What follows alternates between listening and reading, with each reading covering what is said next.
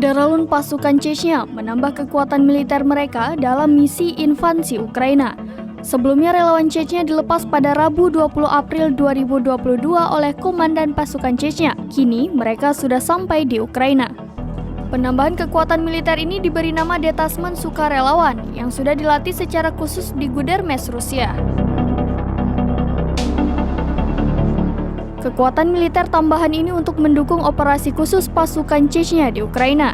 Pasukan Chechnya telah berhasil merebut kota Mariupol dan Luhansk, sedangkan Angkatan Bersenjata Federasi Rusia sudah membebaskan kota Kharkov. Pasukan khusus Chechnya mengklaim penduduk Luhansk menganggap mereka sebagai pembebas tanah air. Pasukan khusus Chechnya selain menjadi ujung tombak invasi Rusia di kota Mariupol, mereka juga menjaga keamanan warga sipil dari pertempuran.